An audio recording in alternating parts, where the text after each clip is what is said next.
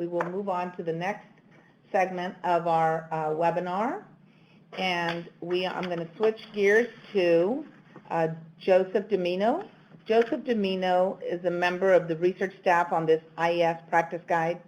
He provides professional development to teachers, administrators, paraprofessionals, and parents in early reading, vocabulary, reading comprehension, and behavior management.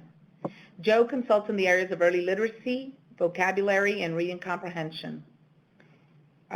He's been a panel member on 2 other IES guides, Response to Intervention in Reading and Foundational Reading Skills, and a researcher for the RTI Mathematics Practice Guide. He's co-authored books on reading comprehension, early reading interventions, and vocabulary instruction. Welcome, Joe. And he will be co-presenting with Joan Morris. She's a retired teacher specialist from the Pasadena Unified School District. She also served as a panel member on the IES Practice Guide. She worked with English learners throughout her career at the Pasadena Unified School District. She taught in bilingual classrooms and structured English immersion classrooms. She was the coordinator of English learner programs and established a Newcomer Center for secondary English learners. And she brought the Seal of Biliteracy, an award given to graduating seniors who prove their proficiency in English and another language to the district. Welcome, Joe and Joan. I'll turn it over to them. Thank you so much, Linda. It's a pleasure to be here to talk to you about the EL Practice Guide and in particular about academic vocabulary instruction. And I'd just like to mention as a panel member, it was a thrill as a teacher, a classroom teacher and a resource teacher to meet with researchers and also to find out, it was very gratifying to find out that the practices that I saw were successful in the classroom are found based on research shows that they're very successful. So what you know as a teacher works in the classroom is research-based, what we're going to talk about today.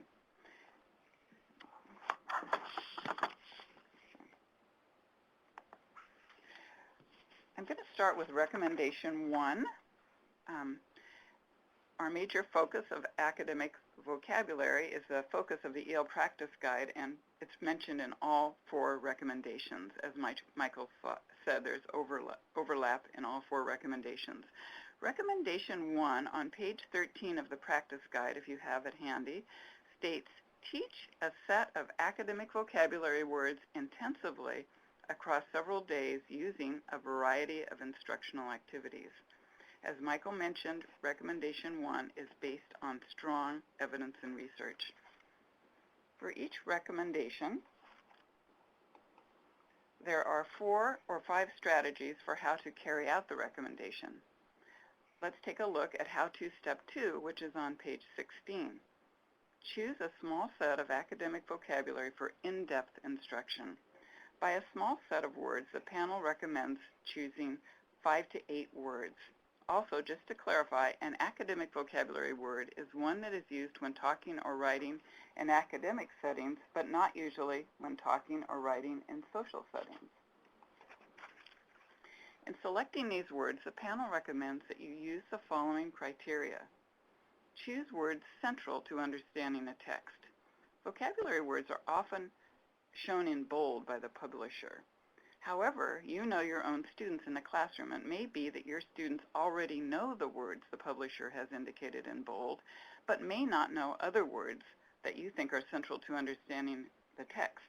Please use teacher judgment and select the words that you know are important to teach for your students. Choose words frequently used in a text. Academic words that are used frequently in the text are important to target, as students will have multiple opportunities to encounter these words, or conversely, multiple opportunities to be confused by words they don't know. Choose words that might appear in other content areas. These are high utility words, sometimes called rich vocabulary words. Isabel Beck in her research refers to them as Tier 2 words. Examples are fortunate, convenient, analyze, and persistence. There will be more about these words a little later in the presentation. Words with multiple meanings. Multiple meaning words are useful across several domains, but their meaning may change. For example, volume in science or math refers to the space an object occupies, while in language arts, volume of course means one in a series of books. Volumes Volume can also refer to the intensity of sound. Students who may only know one meaning of the word may stumble in comprehension if they see the word used in a new context. So teaching it explicitly can help them avoid confusion. Words with affixes. Teaching word parts. Word parts, of course, change meaning. Adding the word un to fortunate gives you an instant antonym. Pulling words with affixes for direct instruction allows teachers and students to recognize how word parts can change meanings. Later, words with affixes can help students figure out what unknown words mean during independent reading, particularly if they already know the root word. Words with cross-language potential are also important to choose. Since 80% of our English learners speak Spanish, if you yourself are lucky enough to also speak Spanish, pointing out cognates to students can be a great tool. It provides students with an aha moment and honors their home language. For example, if you just quickly say similar, similar, that might trigger something in a Spanish-speaking student who, when he's in the English-speaking world, he doesn't recognize the word with a different pronunciation. However, be aware of false cognates. Don't embarrass yourself by misusing the famous false cognate embarazada. You might find yourself facing a pregnant pause and then laughter. In the practice guide, there is a reading on page 15, which is an example of an appropriate text for academic vocabulary instruction. From this, in Exhibit 1.3 on page 17, you can see how Ms. Gomez, a third grade teacher, used the criteria that I just described and selects 6 words shown here from the text for in-depth instruction. Exhibit 1.3 takes you through her rationale for selecting these words in the text. Just to go over a couple of words she selected, she chose exhibit, for example, because it is crucial to comprehension of the text. It is a word that can be altered with affixes, for example, exhibition, and it appears multiple times in the text. She also chose impact, again, central to the meaning, appearing more than one time in the text, and it is a cognate, and it appears in other content areas. Options has affixes, optional, and it is a cognate in Spanish, Portuguese, and Haitian Creole. Joe is now going to talk about how to step 3 on page 18, teach academic vocabulary in depth using multiple modalities, writing, speaking, listening.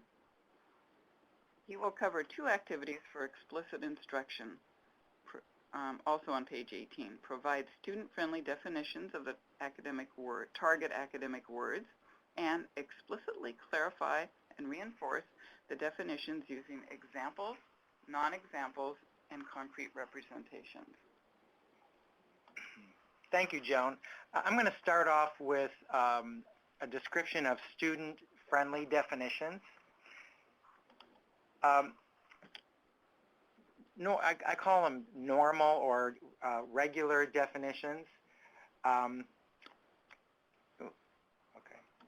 there we go. They tell little about the way the word is used, and the reason for that is space. In a traditional dictionary, there isn't much space. And so the definitions don't effectively convey the new concepts. And years ago, Steve Stahl, a very brilliant vocabulary researcher, says that traditional dictionaries are good if you already know what the word means. So we're dealing here with the denotation, that is what is written in the dictionary, compared to the connotation is how we use it, why we have that word in our language. So let's take an example.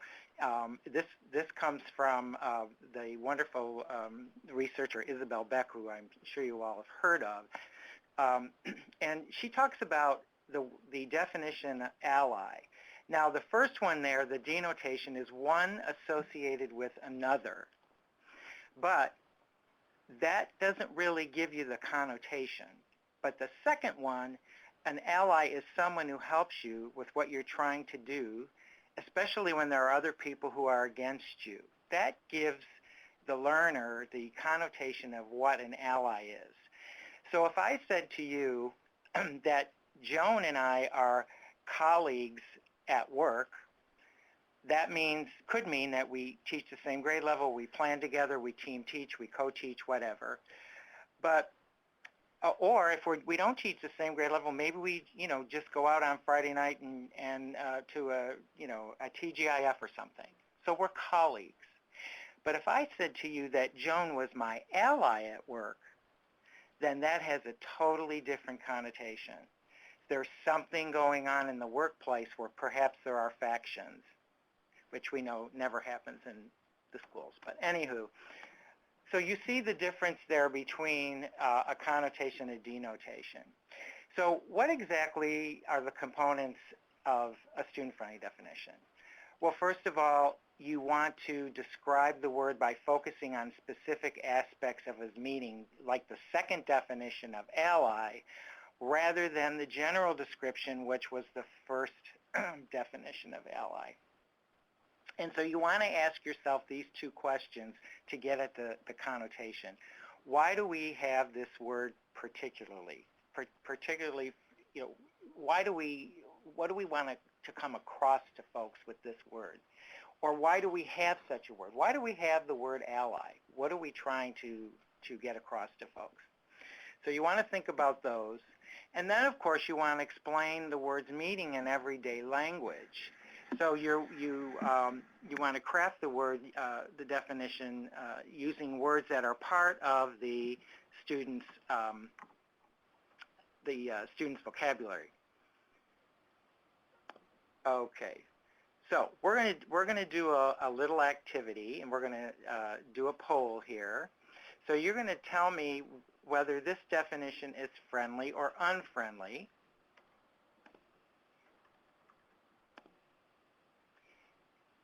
Okay, so here is the definition, and so you can vote whether it's friendly or unfriendly.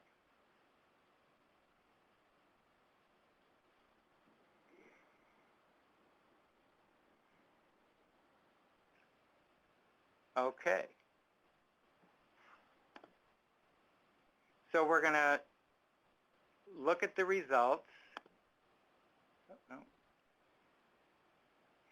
I think maybe they see them. Okay. You'll see here that most of you, 87%, felt that it was unfriendly, and indeed it is unfriendly. So let me show you a friendly definition of reluctant, and you can see the difference.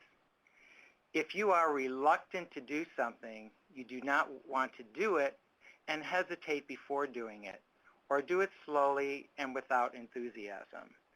And so you can see that this one really gives the connotation of the word reluctant. Now, I just want to mention a couple things here. This definition for English learners, depending on their grade level and their level of English language development, as Michael said, you want to teach even, first graders and kindergartners rich words. So if you were going to explain reluctant to someone whose English language development was in the beginning levels, you would have to change two words, I think two words in this definition. One would be hesitate and put it in simpler language, and the other one would be enthusiasm. So you have to kind of tweak your definitions for comprehensible input, which doesn't mean that after the students understand it that you cannot introduce hesitate or enthusiasm, but you want to make sure they understand the connotation before you move on. Okay, friendly or unfriendly protest. So we want you to vote on this one. Here's the poll.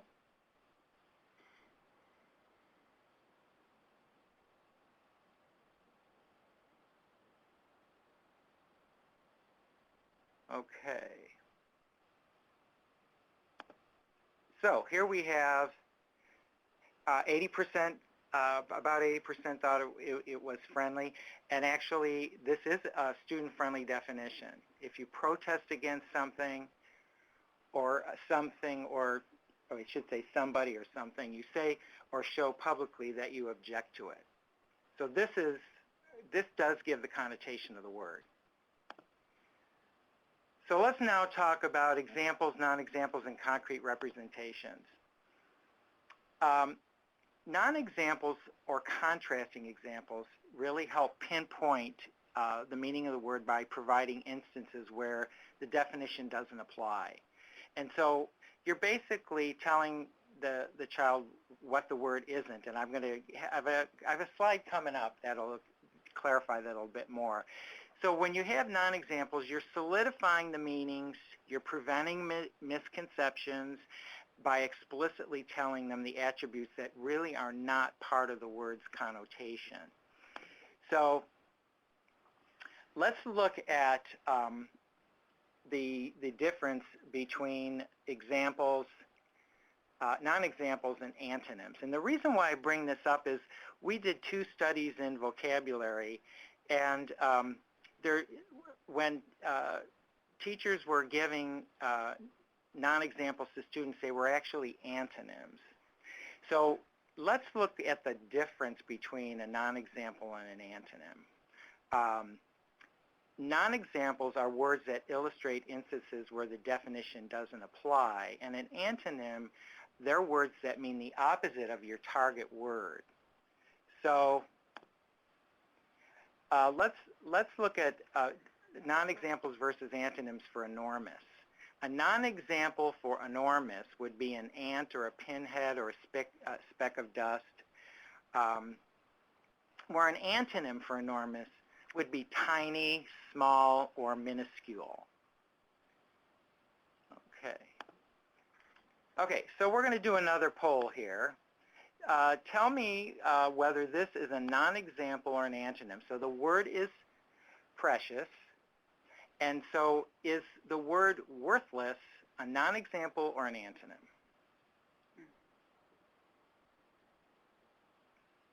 Okay. All right, so we're going to broadcast the results here, and actually it is an antonym. Let's see. Let me go back here. Okay. Okay, so the word is precious, an antonym is worthless, a non-example is a bag of sand. So I guess except if you're in a flood-prone area of the country, but basically a bag of sand. Okay, let's try another one. The word is ridiculous. Is eating healthy food a non-example or an antonym?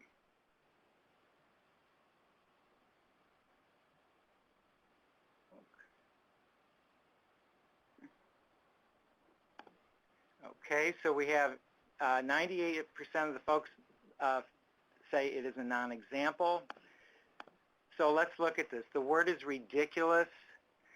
An antonym is reasonable, but a non-example is eating healthy food. Okay. Now, concrete representations. These include pictures, diagrams, gestures, realia, facial expressions, demonstrations, all those kinds of things. And the purpose of the concrete representations is to actually, language is, you can't see it. But so what you want to do is make it concrete for them.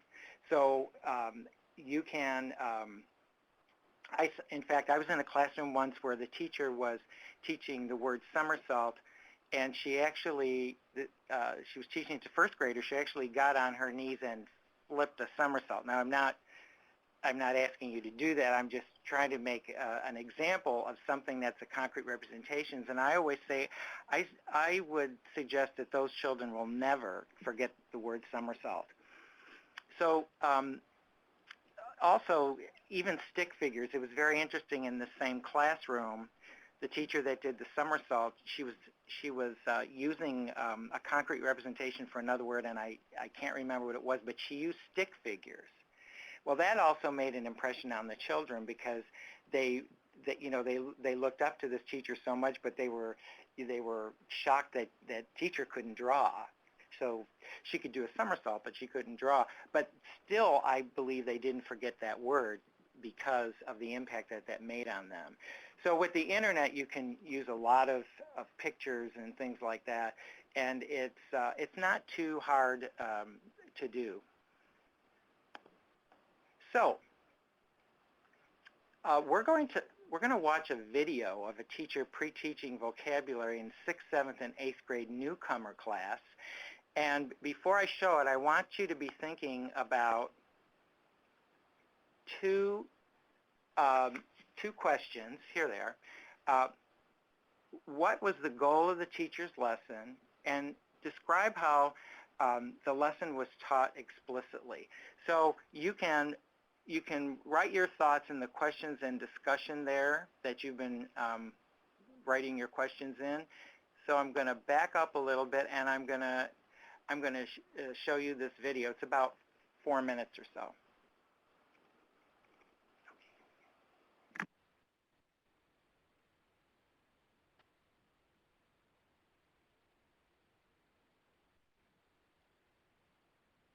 The next word that we have is pattern. Everyone, pattern. Pattern. Okay, and pattern is a noun. Let me write it. Yes. What's a pattern? Ooh, good question. We're going to write down the definition of pattern. So we're going to write, it is a repeated, let's start with the word. Pattern is a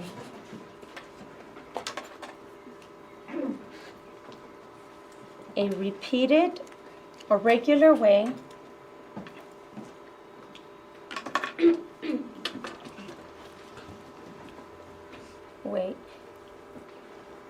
in which something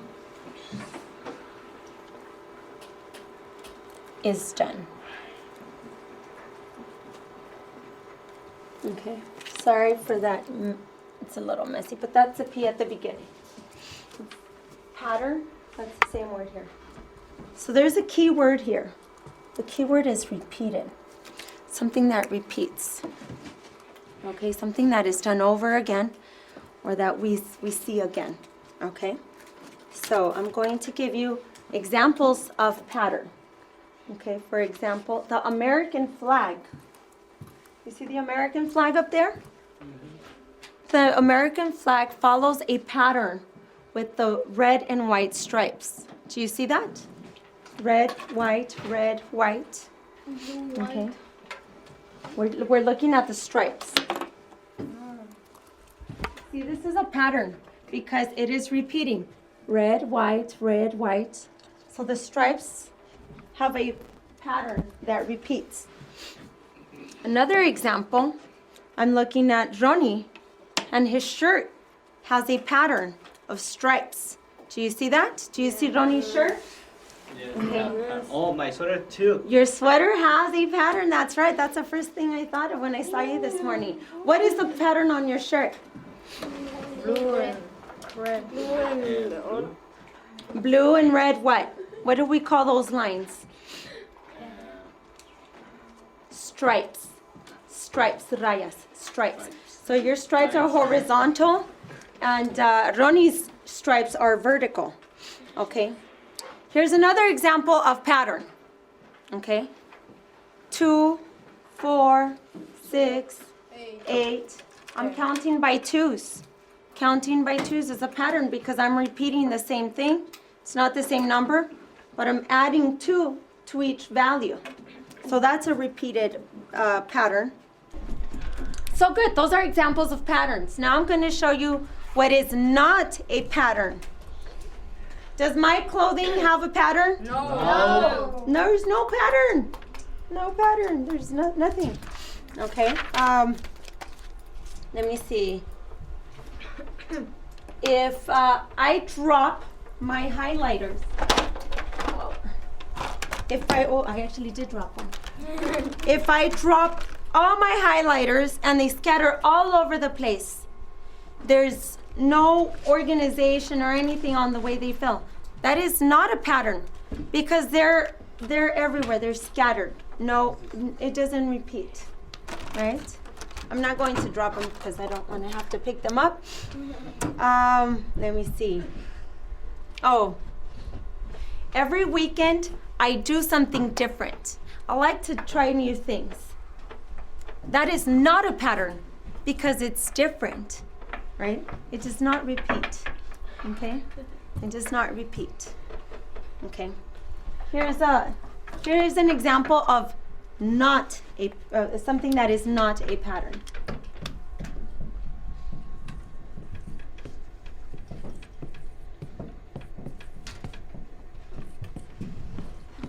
Is this a pattern? No.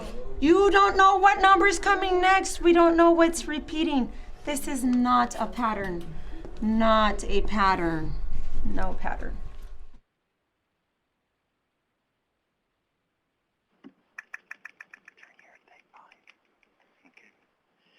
Okay.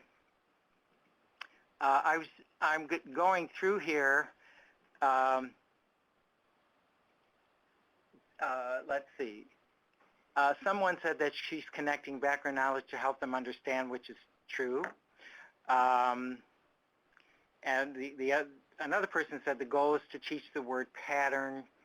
She uses synonym repetition through examples involving the students in this understanding, and she also uses non-examples. So, and that's correct, but we're trying to show in this video were the elements that I previously talked about. One thing I want to say before we move on in this presentation is the purpose of this video was to show explicit instruction for teaching vocabulary. The teacher did, after we videotaped, after the crew left, the teacher did have students talk to each other. So she did think, pair, share, where she proposed things like tell your partner what pattern what the definition of pattern.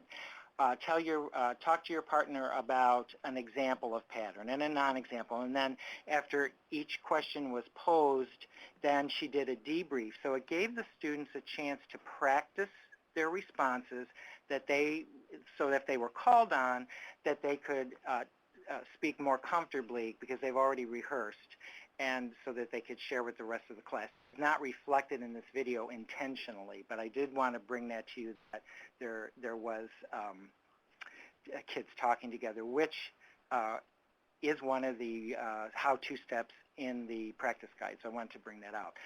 So I think we can go back now to the PowerPoints.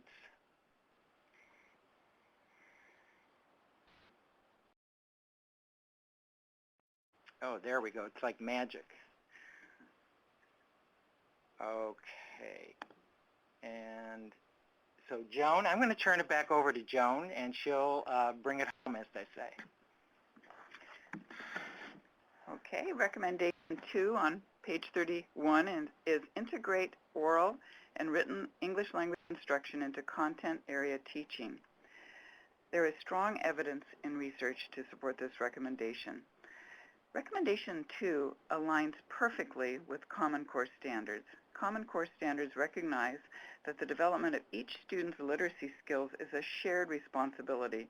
Therefore, literacy instruction is now included in science, social studies, and history because students need to be able to use language effectively in a variety of content areas, not just during language, arts, and ELD. To me, as a teacher that's been around since the 1980s, this is a great leap forward in terms of teaching English learners and will benefit all students who need additional support. To not just teach language vocabulary instruction during ELD, for example, but to spread it around to all content areas. In terms of how to implement this recommendation, How-To Step 2 on page 37 of the practice guide states, explicitly teach the content-specific academic vocabulary as well as the general academic vocabulary that supports it during content area instruction. Earlier, when I discussed choosing words, I talked about choosing high utility words, tier 2 words, that appear in multiple content areas.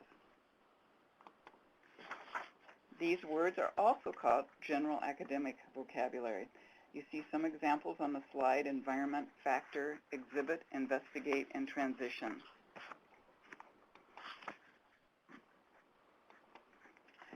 Content or domain-specific academic vocabulary, such as the examples given on the slide, commutative and prime number, are specialized words and are necessary for understanding the particular content area being studied.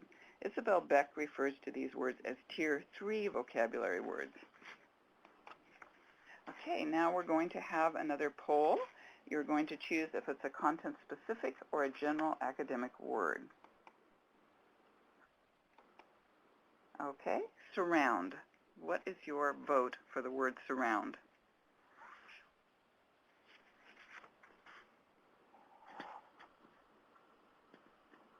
Okay. This is no contest. You are 100% right. This is a general academic word. For example, you can say the skull surrounds the brain in science, and you can say the Allied forces surrounded the enemy in history or social studies. Very good. Excellent. Here's another word. Pie.